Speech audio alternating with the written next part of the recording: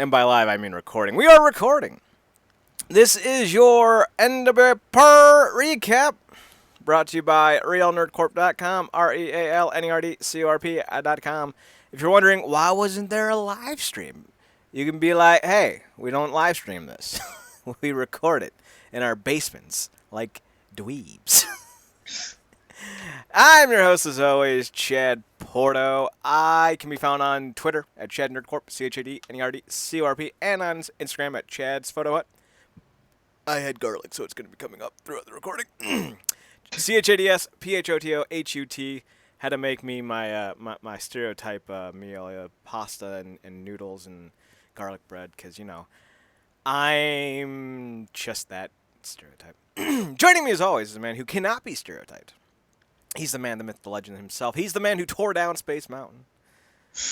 He's the fantastical Marcus J. Green. I don't know if that's your middle name, but it's going to work tonight. Marcus, how are you? Oh, good. Well, thank you for that introduction, sir. Once again, we are back into the fire. Why can't you just call it Into the Fire? Because now it's Into the Fire emoji. Oh! Like we do it with Powerrr, Into the Fire. into the Powerrr. I feel like that chick from Girl Meets World, the friend. Her. Into the fire. That show is terrible. I'm glad they killed it. Although it was great to see my favorite characters back. Yeah. We might have to do a special on that one because that show is awful. Yeah, I think they even tied up like the ongoing plot thread of Angela and Eric. Yeah, Angela and Sean. And Sean, yeah. Angela. I was never really into Topanga as a kid, but when I saw Angela and I saw the way she smiled, I'm like, ooh, I get it, Sean. Oh yeah, I get it. We ought to see again. This is why me and Chad click. Of course, he would be all into the black girl, and I would be all into the white. Hey, let's just have some little mixed kids. It's cool, whatever. I ain't against it. You can have Topanga. She seems annoying. I was just like his little brother. He was like, "What's her name? Topanga." Topanga. Eric. Oh no, Corey. Sorry. Yeah. You can find Marcus on Twitter at ParadoxKid, ParadoxKid, as well as on the True Penny Show on Twitter at True Penny Show. I think is what it's called. TruePennyShow. Look it up. So yeah, Marcus, we have a Powerrr to talk about tonight. Yep. A good episode, bounce back, nice bounce back episode. I have some criticisms, but not many. And I did have to expedite the viewing process, so I skipped between segments thinking that they're just recapping something. So if I missed something, it's completely accidental. Yep. But we started off with a hell of an opener. Mm-hmm. Not often do you get to have your four biggest stars out on TV at the same time talking trash to one another, and that's exactly what happened. And I thought it was really interesting because they're really kind of framing Aldous as like a good guy, and I'm like, have you seen his hairline? That says villain all over it. I don't know if Widow's Peaks are truly villainous material, but there you go. Colt Cabana comes out. I love those kinds of jackets, like the fleece windbreaker style, but with the little collar. Yeah. Colt's got his name on it. I'm like, all right, Colt's looking like he's part of a fight team. I dig that, but he's not. Eli Drake's there with his pumped up pompadour hair and his white hoodie. I think got James Storm, who I'm pretty sure isn't wearing anything underneath that shirt. No. Just a guess. And is that some of his old Impact merch? I feel like it is. Well, they used Impact footage, so I wouldn't be surprised. Did you notice that? Yeah, I saw you tweet about it, then I went back and caught like, there it is. Yeah, when it's a flashback moment from the intro. Aldous is talking about Eli is talking about how Tim Storm is still great, even if you know he's never going to get another shot at the belt because his name's up there with all the other greats, and that means something. You know, your Ric Flair's, Harley Race's, Rob Conway's, dude. And he mentions Ricky Steamboat, and they flash to a shot of Steamboat in the very first episode of NWA TNA pay-per-views. And this is very interesting because Corgan's all like, I'm not working with their Impact anymore. Yeah, So but I wonder if Corgan had prior approval as part of the sale, hmm. or if he just said fuck it. Who knows? Although I would imagine he would not want to get into any legal into any legalities when it comes to Impact. Just based off prior historical stuff. But who knows? He might be in that effort mood. But getting back to the performance, man, kudos to Mac. That segment showed exactly why he's champion. He walks like it, talks like it, dresses like it, Has hair and like it. and always makes it a point to get if of course himself, but even if not so, specifically that title. Mm-hmm. Like carrying it like it's important, talking about it like it's important, and giving accurate historical context for why it means as much as it does, and what why it means so much just for anybody just to get a shot at it, let alone be the champion. So, again, kudos to him. He's doing his job. And that's the one thing I really do like about what the NWA is doing is they're making even the mere shot at the title matter. Not unlike certain programs that air for 12 hours a week where your title shots are a weekly thing. Into the dumpster. Like, I got it. It made sense, but I'm also like, you know what? That was a lot funnier than I initially gave it credit for because the WWE is a dumpster fire. Ah. All for the blood money! Doesn't have the same ring, but in the impact's the same. No pun intended. So it was basically just a nice opening promo to get people psyched up for the main event, which is going to be James Storm and Nick Aldis' best friend and 2-Foot Skidoo. I always forget his other name. The NWA Tag Team Champions are going to team up with the NWA National Champion against the NWA World Champion and Colt Cabana and Eli Drake. Main event. Boom! I'm hyped. I'm psyched. I'm all for it. But we continue. So the first segment that I watched was the David Marquez, Trevor Murdoch segment. Mm-hmm. Brief little interview. Yep. Marquez says, I've known you for 20 years. Through the highs, the lows, the ups and downs, the all-arounds, and when you were about 40 pounds lighter. And he says, but through all those times, you've always had a smile on your face. He was not watching the WWE or Impact when he was a part of that company, because I don't think I've ever seen Trevor Murdoch smile. And I mean that without hyperbole. I don't think I've ever seen him smile. No, you're not wrong, and specifically when he was in WWE, it's like his whole gimmick was to make ugly faces. I just thought he had an ugly face. By the looks of his jaw at this specific point in time, I would not be wrong. So he asks him, hey, what's up? Kind of the give and take of this was he wants a contract in the NWA. Mm-hmm. And he doesn't think that Josephus should be suspended for 45 days, which I didn't know was a thing until I saw this promo. So I was like, wait, what the fuck was Josephus suspended for 45 days? Whatever. So Josephus then comes out, and he's all like, you want to wrestle? And Trevor's like, my name's not Sal Banditti, but yeah, I want to wrestle. So they get in the ring, and they have a really decent, good back-and-forth match, but it's relatively quick, and Josephus eats the loss. And I'm kind of perplexed by this, Marcus, because before we got Powerrr, we had Josephus, was arguably one of the 4 names that the NWA was relying on while they were touring with other promotions. It was James Storm off and on. It was Nick Aldis. You could argue Sam Shaw at times, Willie Mack, and Josephus. And Tim Storm as well. So, like, Josephus and Tim Storm even had that really good empty arena match in the Impact zone in, like, 2016, 2017, 2018? I think it's 2018.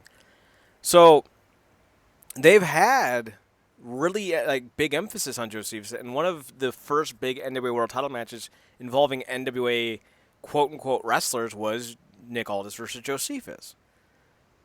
So they've had a lot planned with Josephus for the last year and a half, 2 years, and now he's kind of just a jobber. Are you kind of surprised by that? Um, it's interesting. It's it appears like because also I think the product just in general is going to attract more names. And specifically now, I mean, obviously this is a TV product, and I would imagine that the long term plan is to eventually get it on television. But for now, it is picking up some traction. It would seem that they may, and obviously I'm going to get your take on this.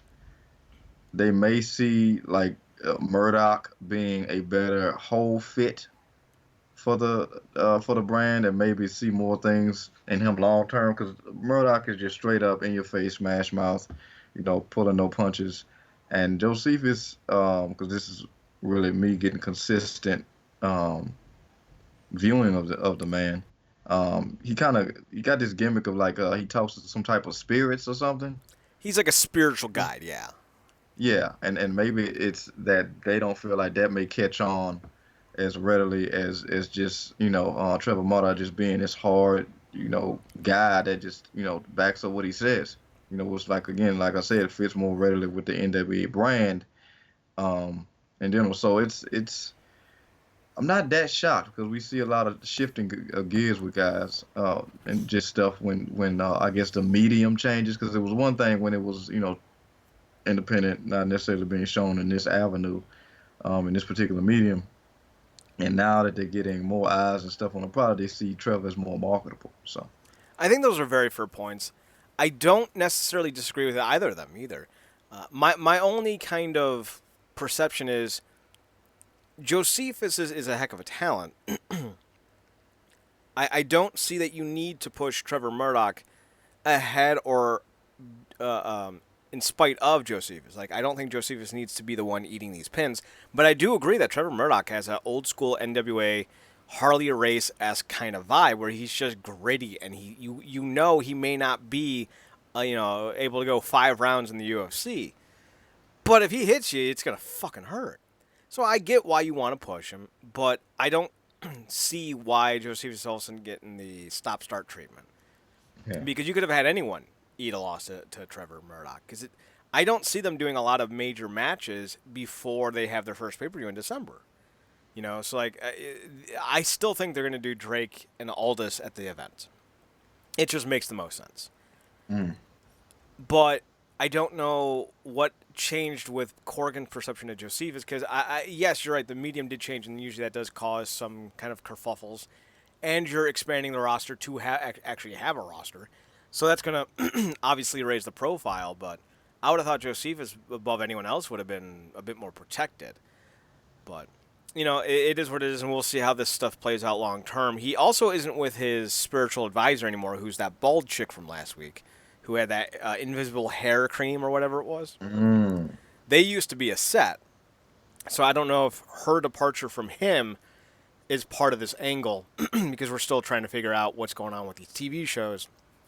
Because we're only getting 42 minutes a week. Unlike AEW, that puts out 3 hours a week, and I still don't know shit. So, do better. Not anybody. You're doing just fine. So we then get a promo with Aaron Stevens, and he's being hassled for his blouse. But Marcus, it's not a blouse. It's a t-shirt. And he reminds everyone who he is and what he's about, and who should come out but your favorite Ricky Starks. And he pimp smacks Aaron Rex. Just sends him flying across the fucking studio. It was hilarious. Yeah, tried to get him to bend the lip to the hand, if you will, um, which he played off quite nicely, and then very much to his own character because it's ironic going to the eventual match that Cornette kind of used the terminology like Stevens never met a mirror that he didn't like, and I'm like, all this stuff could very much be kind of toted over to Starks, but obviously, the story kind of is geared more towards the arrogance that we're getting from Stevens, who is benefiting a lot from being able to interact with the crowd, which we'll get more into when we get to the match. But yeah, I like this. This was some good stuff. I like that we're getting a lot of just just interruptions. I mean, people just walking through the curtain, not having to wait on no theme music or nothing like that. People just kind of walking out and, inserting themselves in the situation that we get matches from, and I dig it. I really like this. I also think that a lot of promotions should adopt this type of format because it does kind of differ up the general feel. And think about the UFC for a second. You have UFC 244 coming up this weekend. Madison Square Garden. Jorge Masvidal versus Nate Diaz, with The Rock handing the winner the baddest motherfucker championship. All of that is completely legitimate. None of that is made up. It is that insane. But then you also have like UFC Fight Nights, and that's where guys like Francis Ngannou go out. Main event, because they're building their brand. Like, they're not fighting guys that they're expected to lose to. It's literally pro wrestling. Like you're throwing a bigger name against jobbers. Fine, it works. It's still real fighting, so that jobber could still upset the world. Not a big deal. But if pro wrestling took this idea more often and had studio shows where their whole purpose was to put over the established stars and beat up jobbers, and then you go to their regular show, their weekly show, feels a little bit more dynamic, feels a little bit more like it's a bigger feel. And then you go to the pay-per-views, which are even rarer, and it feels like a super card. And I think kind of doling that out is a good way of really hyper presenting specific wrestlers that you're trying to get over. Like, this would be a great way to really expedite the process with building certain guys. So if you're looking at a second show, I think this is the best way to go. Yeah, and it was real quick. I think it was a great idea to kind of immediately throw somebody like Ricky Starks uh, in the ring with somebody like Aaron Stevens, because they're both a certain level of flamboyance. Mm-hmm. And so, getting those interactions, depending on how long this thing goes, I think it could really play for some well entertaining television. When's the pay per view? Like the 16th to 15th of December, something like that. Yeah, I think something on that. I think it may be the 14th. Got to 14th. check that, but it's definitely in that week. I think they taped all the way up till then, so it'll be interesting to see how that goes. Because they have 12 tapings, I think, altogether. I don't know if you can stretch that out. Well, I guess only 8 weeks isn't that bad. Because we're already at the start of November. So, yeah, about 7 weeks. Yeah, I guess you could stretch out Aaron Stevens and Ricky Starks. Because like what we talk about, how we, classic NWA, you used to make it champions mattered and certain superstars matter because they were actual attractions. We don't, unlike other places, we don't get every guy on this roster every single week. Mm-hmm.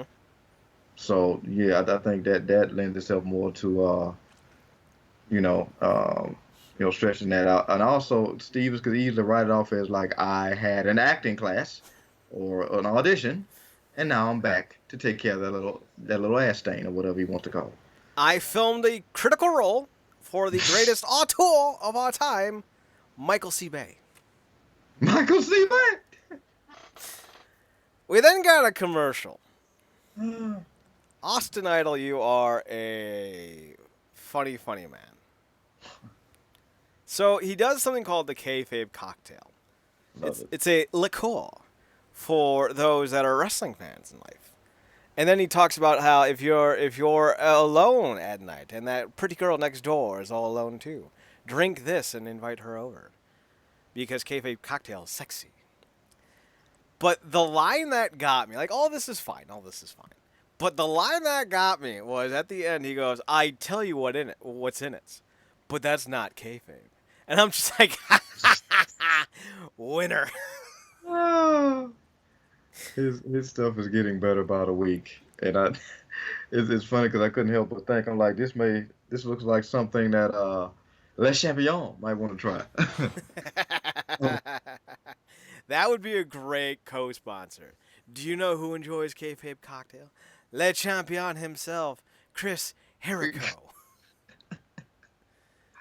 Actually, wouldn't it be Chris Jericho if he's not pronouncing certain vowels? Just throwing that one out there. In fact, that could even be the gimmick. Just spell his name without the C and the J. Chris Jericho. Ain't no mistake. As ridiculous as it sounds, Jericho could get that over. He can get anything over. He's got that meme quality. Like, yes, that's a perfect ad. It's like, try the kayfabe cocktail when you don't have a little bit of the bubbly to get down. How about a little bit of the kayfabe cocktail? We then got a promo hyping up the debut, and I really can't believe I'm saying this, of the Rock and Roll Express. They're 60, and they don't give a damn. Neither should we. Because they've shown and proven, man, that they can still go. I mean, hell, if PCO is still getting it and like getting it to a degree that is incomparable to a lot of people his age. So kudos to those guys, man. God bless them. You ain't wrong. You ain't wrong. But yeah, it's funny to me just to hear that the Rock and Roll Express are still active at 60. I mean, good for them. Ken Shamrock's 55. But then again, Ken Shamrock moves like he's 40, so, there's a bit of a difference there. We then get a no DQ match in the middle of the show, so I knew there was going to be some wonkiness to this. It's the Dawsons versus Kingston and Homicide. Pretty much just Kingston and Homicide performing their favorite fetishes onto the Dawsons. And I'm assuming that they're just into BDSM because it was just Kingston and Homicide physically assaulting both men with all sorts of accoutrements. Yeah, it was cool. I mean, talk about, paying attention to the little things and just the little things of what NWA is thriving off on right now. Getting a no DQ match and having the bell ring before they get into the ring, it's so foreign to me. It makes all the freaking sense in the world. It was beautiful. And of course, it went into the ring. But it didn't, start. It's like when somebody has, we see two people have a blood feud and then they get to this culminating match and then it starts off with a collar and elbow tap. Like, what the hell is that? Mm-hmm. Like, so, they're having a bell ring outside, of course, they jumped the Dawsons and they should have saw that coming because Kingston does not operate within the normal guidelines of humanity. But, yeah, that was some good stuff. It was a pretty solid match. The ending, though, came just as expected. When the NWA World Tag Team Champions came out, Bram and Bram's little buddy. And they attacked the Dawsons, then they attacked Kingston Homicide, and Bram's little buddy then pulled one of the Dawsons on top of, I believe it was Kingston. Yeah. And the Dawsons get the win. Yeah, that was, truth be told, that's probably my favorite part of this match because I would imagine that they're thinking, of course, screw both of these teams. Mm-hmm. But this not only antagonizes Kingston and Homicide more, but also keeps them at bay longer, using these Dawsons as a buffer, which kind of what me and you talked about last week. It's kind of felt like these two was kind of interrupting the obvious feud, but now the champions are using that to their advantage, and I think it's smart because those aren't two guys that you think that would look like they're doing a lot of thinking. Yeah. So, I think that was a good move, and obviously we're going to hear from Kingston about that, I'm sure. So. Okay, so that singular promo with Kingston, that wasn't a flashback, was it? I want to say it was. Okay, because I thought it was, so I just skipped it.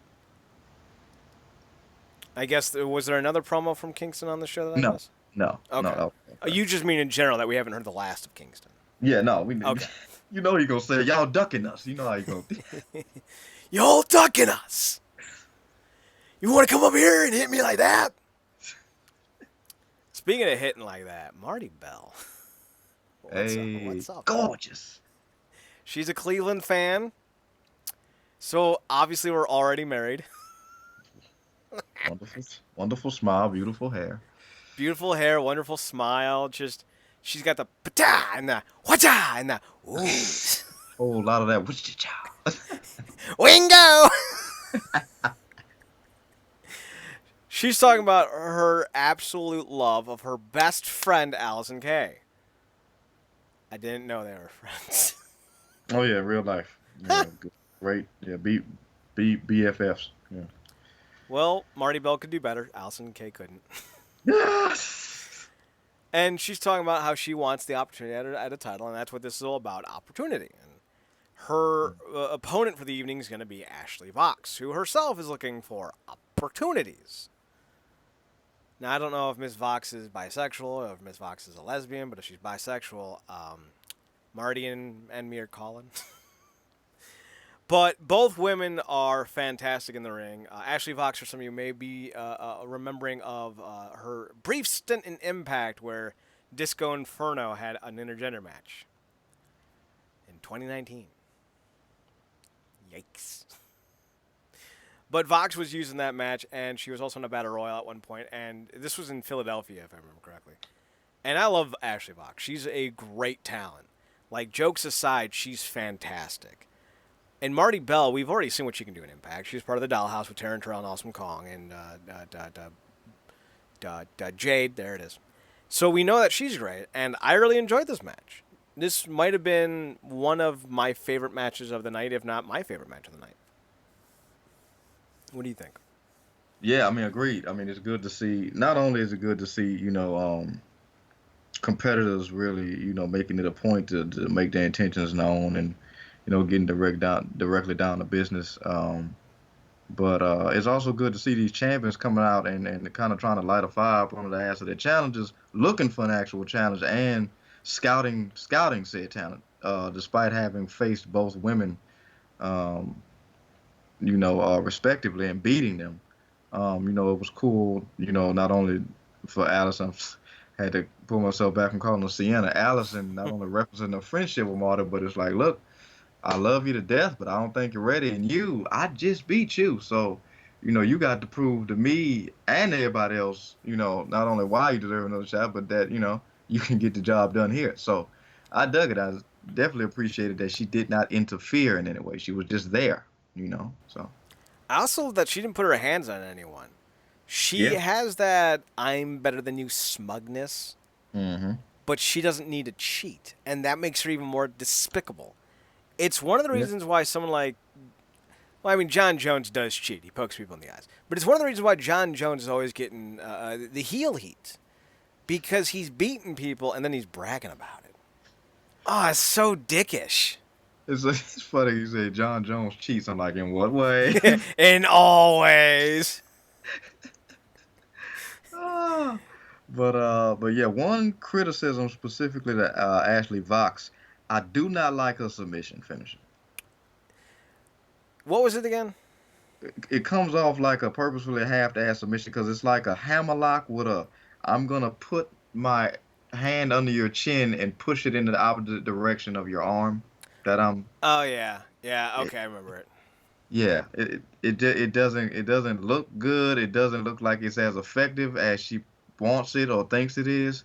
And I would hope that she would kind of move on to like another submission or get a secondary finisher. I'm kind of whatever about it. Yeah. It's not obviously the most memorable finisher because I completely forgot what it was. But I also think trying to be innovative is not always the easiest thing, and I do remember seeing it and not really recognizing where I've seen it before. So either she's completely invented a new one, or she's using a very unknown, or like you have to go to Yeah. like 1974, big Japan, right off the coast of North Korea on a war vessel to ever see this move. Yeah. Yeah, I get. Yeah, I mean, I guess my main thing with it is like, as soon as she applies it, if that I'm looking at it like if that's the hole, it looks like the opponent is halfway from escaping it. I'll have to go back and rewatch it to see if there's anything one can do to improve it. Yeah, but it still was a good match, good stuff. They're both phenomenal. Like we Yeah, talked before about how women's wrestling has come a long way, but in terms of talent development, it's still about 10 years behind the men's wrestling because women's wrestling, while it's been around for 80 years or whatever, yeah, stopped and started. Didn't always mm, have the same type of training possibilities. Came back really strong in the 90s, but then quickly faded away into whatever Vince Russo thought it would work. And that really killed women's wrestling for about a good 8 years. So I think Marty Bell and Ashley Vox are like that next crop of great young talent that you're going to be seeing, into their 30s and 40s. I think Marty's actually a little bit older. I think she's like 28. But I'm super excited to see where these two women go with NWA. And the best part was after Vox won, Allison Kay was on the ring apron, I think, and she's like barking, and then all of a sudden, out comes not Cobra Moon. What's her Freak, name? dog it. Damn it, now I don't forget. Uh, Not Cobra Moon. What the I want to freak? call her Desert Rose, but that's a Sting song. What the freak was I thinking about? Diamante. A dream Rose. of rain and lay. You should have just looked up Cobra Moon. Would have been quicker. Thunder Rosa. Thunder Rosa did it. I knew something rosy. Rosa. Yeah, Rose. exactly. Me too. Like Rose, not Rosemary. So Thunder Rosa comes out and her music's playing the entire time, which is just like drums. So okay, and she stares down Ashley Vox, I think is who it was, and she's just like, I want none of this. And she gets out of the ring as Thunder Rosa has her hand extended. And I'm just sitting there going, I don't know why, but this is the coolest shit ever. That leather jacket that Thunder Rosa was wearing, it works. It works. She's cooler than Darby Allin would ever want to pretend to be over in kayfabe cool. Like, she's vibing with me already, and I dig it. She's also a hell of a wrestler. We know this from Lucha Underground. Seen her as Cobra Moon. They got a great women's division in that NWA there, Marcus. Yeah, I mean it's looking really good. I mean, like you said, it was cool to see those. Thunder Rosa, she looks great. I'm guessing she was extending her hand or trying to help her up or whatever. Trying to steal her soul. Exactly. So it'll be interesting seeing what we get from her. Yeah, but she still kind of comes off with some of those Lucha Underground vibes, which I'll never complain about. As I recently just went back and watched that damn Angelico clip that is timeless. Oh, Um, God. but yeah, this is I'm liking how to shape it up. I mean, you only imagine we're going to get more women. I think we seen Melina kind of getting ready in one of those opening into the fire videos, opening packages. So Into the fire! Yeah, spoiler, Melina does join the NWA eventually. yeah, So, so good won't good hear job, me Corgan. yeah, won't hear me complain about seeing her again or that split potentially. So My favorite Melina split was from 2005. If I remember correctly, she's wearing like a blue top and black kind of skirts. ah yes. She hit it, and there's a photo of it in Pro Wrestling Illustrated, the magazine. Still have that magazine because it was a 2005 year-end magazine, and I always try to get the year-ends. And there's a little bit of a, we'll say, wardrobe malfunction. Not an easy thing to do, I would imagine. Just that split has to hurt, and you got to be limber as hell, and you always got to worry about what you're wearing when you do it. Melina's a true pro. True pro. Also, props for props are due. Everyone, especially with and we'll talk about it, the Jordan Miles conversation. Everyone's talking about inclusivity and diversity, and you look at the NWA women's division, and it's extremely diverse. I'm sure losing Jazz, for whatever reason it was, really wasn't something that Billy Corgan wanted. Because Jazz is, you put Jazz in the ring at 50, and you believe she's kicking someone's ass. Especially with that new bald head of hers. She looked badass with that. So, I'm sure they would like to get her back. I don't know what her plans are for wrestling. I don't know if she wants to be in AEW, or if she's completely fine with being just kind of whenever, wherever kind of wrestler. I would love to see her back in the NWA, though, because she never lost the belt, technically. Technically, I don't think she lost the belt. Yeah, did we ever get like a full explanation for what happened with that? No, I think it was something to do with personal issues. Hmm. I think. Well, who knows? It'll be nice to have her back if she ever does come back. So we get a match. It's Ricky Starks versus Damian Sandow. Sorry, Aaron Stevens. My bad. And Starks looks like $1 million in the ring. Sandow, Aaron Stevens. He looks as good as ever or as bad as ever. I don't know how you want to quantify him. He is who he thought he is.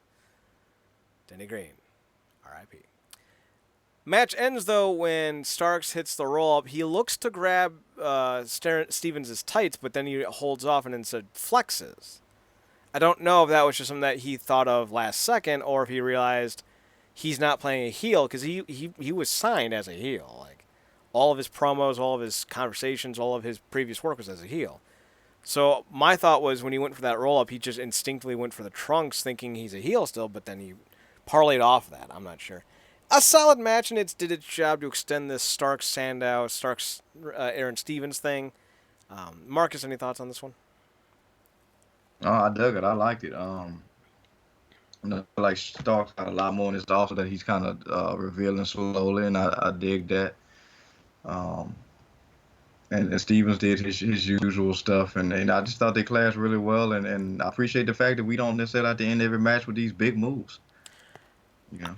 I appreciate that, too. I think that's one of the things that was really lacking or missing in wrestling as a whole, was this Yeah, need to have finishers all the time. That's not how you need to do wrestling, and I'm glad the NWA is bringing that in. yeah. That's also one thing I was talking, of course, on my other show, the True Penny Show, with James True Penny, of course, about my appreciation for the Young Lions matches because they're prohibited from doing so much. Mm-hmm. They have to So end with specific moves. yeah, so they in that if you're very much used to you've been used to being bastardized with everybody on a 7 show card, 5 out of the 7 matches featuring a freaking Canadian destroyer or whatever the freak they're calling it, who does it. You get conditioned a certain way, but those Young Lion matches make you appreciate the basic effective maneuvers like a Boston Crab, half Boston Crab, just stuff that again the whole point of this is to be 3 seconds better. Mm-hmm. So stuff like that goes a long way. And like I said, I dig stuff like this. And obviously, the final match we're going to get to ended in a very unique version of a pin that even if you don't like the guy, you got to appreciate the move. So, You are never going to like Colt Cabana, are you? nah, he's just. It's like, oh God, he's like, I feel like he's Jack Swagger size with way less of the visceralness that the guy has. Even he doesn't even have the amount of veracity that his list has. So I'm like, oh, you could be doing so much more. I will admit this. Colt Cabana looks like a stand-up comedian trying to wrestle. That is 100% the truth. By the by, I just remembered. We're only recording this, so that means my bandwidth isn't being destroyed. So I spent the last 14 minutes not watching Impact for no reason. So yes, I've now turned on Impact while we record because we have so much more to talk about still. Well, not so much more. I just rather the main event. But we also still have the Jordan Miles.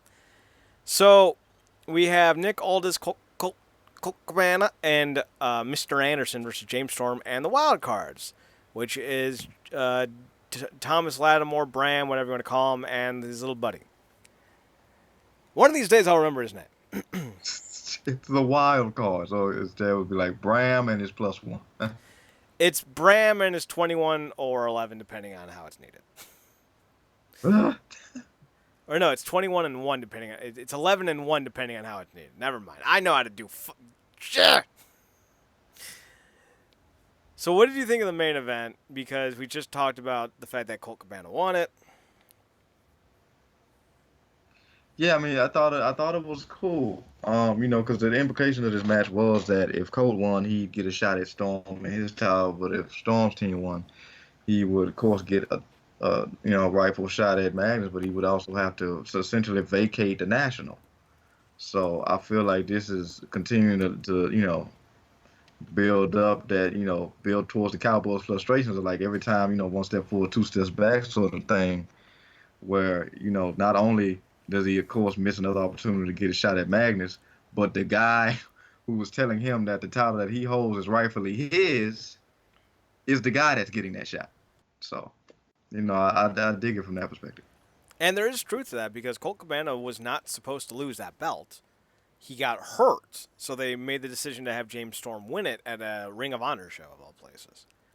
So there's that. By the by, Storm's like 42, and he looks fantastic.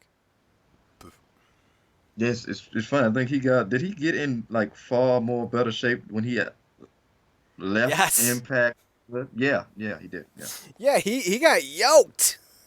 Yeah, because he was looking quite. I'm like when I saw him in NXT, I was like, "Damn, Storm, you look at you giving all the dams now." He's from the country. He's from the city.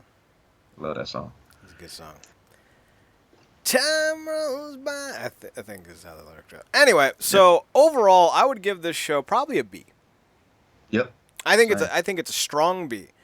Yep. You know, the Ashley Vox Marty Bell match I think is my favorite match of the night. I've raved about Ashley Vox for weeks, months even. And Marty Bell is someone I'm always going to rep for because she's a Clevelander. Love that. She's gorgeous. I don't think there's a woman on this roster that isn't. I'm going to make all sorts of kind of borderline comments about a lot of women on this show at some point because they're all gorgeous. He's not wrong, and we can't ignore it. And this is not us exclusively holding them to their looks. No. Because we know they're far more than that. But it does say something when somebody like Thunder Rosa can deliberately cover up half her face with paint, and she still looks good. Half of Thunder Rosa's face is still prettier than all of me. I love the look of Thunder Rosa too. I love that very Dia de I got a C- in Spanish 3 years in a row. Give me a break. Dia de los Muertos. Day of the Dead. I love that vibe with the very articulated patterns on the skull side of her face. I know people are going to compare Darby Allin and his look, but y'all are just doing the Sting look anyways. Like, and he's just doing the Kabuki look. So like y'all are copping someone. Shut the fuck up. A lot of degrees of separation with wrestling history with that. I love it. Right, and Kabuki was just trying to do something different than wear a mask. So you can go all the way back to Lucha Libre. So it is, and they were just wearing masks to emulate superheroes. So like, you know, don't even fucking worry about it. Don't even fucking worry about it. Let the talent do the talent. It's pretty good that way. The only downsides I would say were the no DQ tag match because I felt like that could have been a 20-minute barn burner. But then again, I have to realize who I'm talking about. I don't have a lot of faith in the Dawsons for being able to carry a long match. That's not to say that they couldn't. I'm very unaware of them. Yeah, I mean it's like anybody listen to our last show knows that we're not necessarily the highest on these guys. I'm not saying that they're not talented at all. I don't take credibility away from the guys, but they just don't pop for us. However, I will say that like Bram and Impact, during his rise as I guess the next king of hardcore, what did get him over in a lot of ways was putting him in those situations with Abyss to show just how hardcore he can get. And if you're going to get these guys over at all, in spite of their lack of personality, you put them in situations like this against guys like Kingston and the Homicide and then had them step up to brutality so that at least they could be taken seriously in some regard. So, I'll tell you what, I remember so little about Bram's running Impact that I don't even remember when he was part of doing a Next King of Hardcore gimmick. Yeah, I just remember exclusively on like all these matches with Abyss. I'm like, God damn it, I hope they're paying Abyss enough for this. Because he just kept going through barbed wire table after barbed wire table. And the classic wrestling thing. As soon as we go through a table, we got to go into the seizure. Then again, I'm not sure that wasn't completely, true. I don't know what going through barbed wire tables feels like. But I can imagine it doesn't feel good. I might be wrong. Yeah. I might be wrong. So, overall, great show. Good show, I should say. It's still a solid hour, man. Yeah, a lot better than AEW Dark. AEW Dark. Oof. Yeah, so this is so good. This is the best. So, let's talk about Jordan Miles. We talked about it Sunday night, and we talked about how we thought this was a very interesting situation, and I threw out the idea that it could be a work. Oh, people didn't like that idea. Oh, Marcus, they didn't like that idea at all. Oh, it's work, huh? ACH, what do you say to that? Hold my beer. The funny thing was, like, one of the commenters said something to the effect like, well, Gucci did. I'm like, what does this have anything to do with what I said? Gucci. Yeah, because Gucci did something like a few years ago where they were trying to get that negative brand attention. I'm just like, all right, and Like if you were any more off the reservation with trying to correlate points, you've been on Earth too. speaking of Earth 2, how's the roller coasters over there? I'm asking for a friend. I'm gonna turn the buffering down on my Twitch stream, mostly just so I can avoid having any more stalls. So there we go. That's about the roller coasters over here. In Earth 2. I would like to know what the roller coaster scene like in Earth 2. Ah, You know, I'm a fan, big fan of the roller coasters. I would hope that Earth 2 has some pretty good ones. Okay, so let's actually pause this. All right, so Jordan Miles addressed his social media comments on Instagram. Now, Marcus, the long and skinny of this is what? That Jordan Miles was unhappy with his shirt that came out, 5-6 weeks ago. He started to dog specific people on social media. There was a WWE talent manager guy who got thrown into the wood chipper. He blasted the company and he's like, I told them that, I didn't like the shirt. The company responds with, you did tell us you liked the shirt. We even have proof. And then ACH says, I said something to the effect like, I did approve it, but, it was on a white shirt. And I'm just like, why does that matter? Like, for me, like, that's like the biggest example of this is a non-controversy. Because if it doesn't look problematic on different colored shirts, then it's not intended to be anything racially insensitive.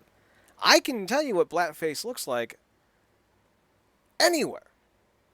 It doesn't need to specifically be on a black person or on a white person. Like, it's blackface. Like, you can tell what it is. You can tell when a smile is supposed to be a smile. You can tell when teeth are supposed to be teeth. It ain't hard. Like, this is, in my opinion, the biggest stretch I have ever seen. I have to change something because my computer is being a dick. Marcus, for me, this is like the biggest overreaction to a non-controversy I've ever seen. And I would honestly like to know how you felt about that. It's funny because I did say, and this is I still hold to this. It did not click with me, or did not come off like that to me immediately, in any regard. Even kind of looking at it because I didn't even know that the guy had merch. I didn't know that I checked for it. Um, but nothing like racial about it clicked with me until I saw the image, of course, of blackface, and then I'm like, oh, okay, I can see how that would kind of that thing. But also, I think we do have to take in context, like we talked about on Wrestling Underground. Um, WWE's historical consistency with making stupid decisions in and around things like this.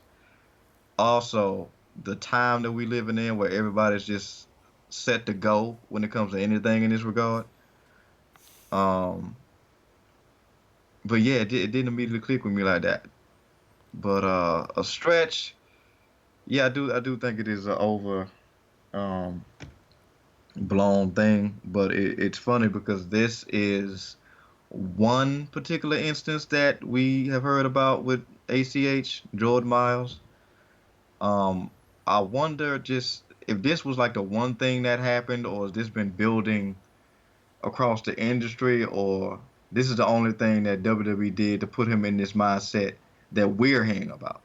Yeah. Because I would wonder if there have been several things from the time he got signed, and things that may or not have been said to him backstage, because we've talked extensively about that toxic backstage environment in WWE, or just his booking in general when it comes to certain things, or maybe things that people have said to him about his character that rubbed him the wrong way. Like, I feel like it's a lot of points that we may not be getting throughout this whole thing because so much is being put not only about this shirt, but obviously this other thing that we're going to get to. And here's the thing. In today's culture, we have to acknowledge that not everyone is always telling the truth about everyone. This isn't a specific instance. You have to be careful whether you're a Dem or a Republican. You have to be careful if you're white or black or man or woman or Christian or atheist. People are going to lie. It's the reasons why they lie that you need to be worried about. I lie because I don't want her to get mad at me because I say, yes, that dress does make your ass look fat. Why do you ask? Why is Chad single? Let's count the ways. Marcus lies because he wants me to feel like I'm funny. And I appreciate all those fake laughs. I do. So we have to ask why. Why do people lie? Well, when you look at WWE and Jordan Miles, ACH, that's the question that you need to ask yourself. Why would they be lying? And there's reasons for both. But there's not always clear reasons for both. I don't know if Jordan Miles is lying. I don't know if WWE is lying. It would seem to me that a T-shirt design is not something on Vince's radar. So he even says, Jordan Miles says, that this was a Triple H. Triple H wanted this design. He threw Triple H under the bus. And Triple H, outside of that 1998 blackface promo, which really, let's be honest, was not poorly received at all. In fact, it was considered to be one of the funniest moments of DX's entire run. Different times in 98. Acknowledge that and accept that. We haven't really heard many things of Triple H being racist. Insensitive, sure. Booker T promo, sure, that does come to mind. But, like, do you got a third? I've never heard anyone, dog call him before. I've never heard that. And considering this is an era where the New Day walk out of an apology where Booker T has given Michael P.S. Hayes his blessing to use the N-word, like, Mark Henry's just going on a tear with anyone and everyone, like, you would have heard something by now, right?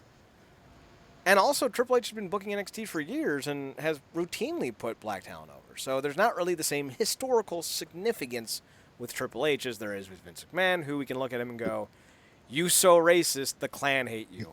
Yeah, because clearly Ember Moon was as maligned in NXT as she is now.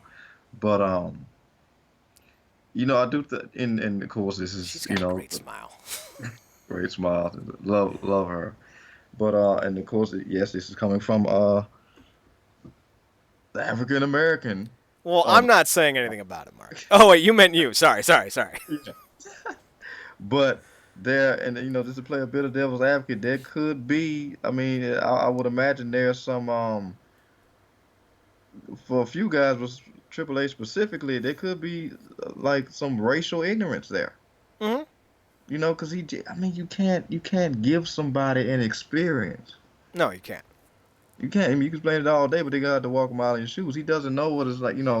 Grow up. He grew up in Greenwich, Connecticut. Maybe a middle-aged family, something like that. He doesn't have the black experience and all the nuances that have gone into a lot of the racial sensitivities that we have, or new ones that we've acquired, or what have you. And so he may not have been sat down and debriefed on every possible little thing that is wrong when it comes to portraying a black character, or could be perceived as wrong. It's even worse now because there's literally no middle for it. It's either all good or all bad, unfortunately. So, I don't personally think he's racist. I would imagine he wouldn't imagine he's racist. But again, there's some unintentional. There's a lot of unintentional ignorance that happens a lot of times. I'm not racist. I lost to Shelton.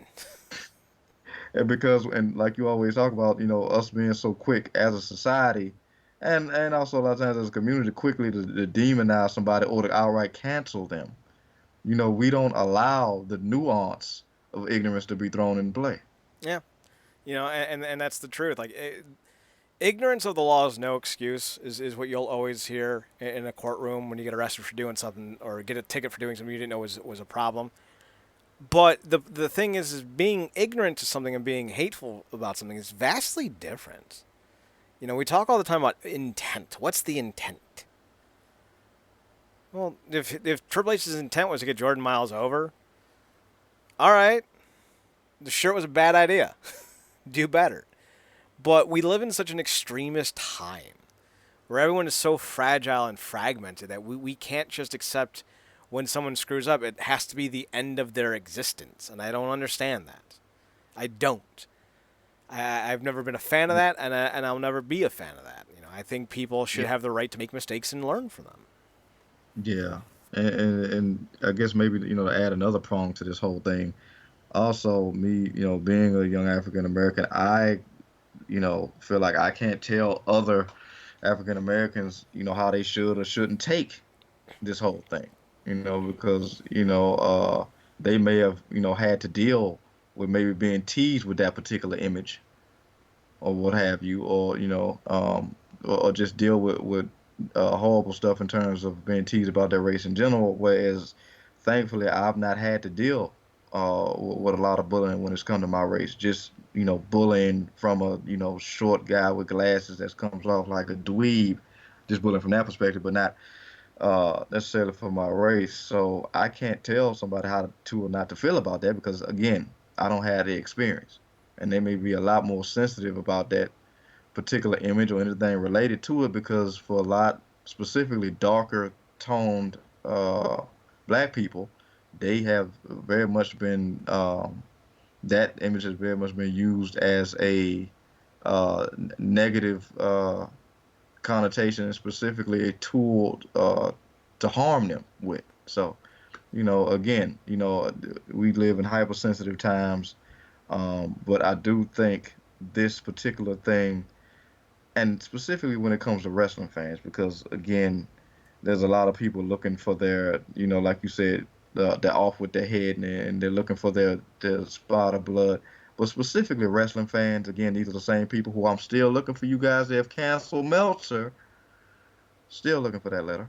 Um, they oftentimes very much in the mindset to be sick on somebody very quickly, and they'll like unfortunately Seth Rollins, they'll pick the wrong hill to die on just for the hell of it. Wrestling fans are also cowards. Like they'll tag wrestlers in conversations just in hopes of getting some kind of negative blowback onto someone who makes a comment.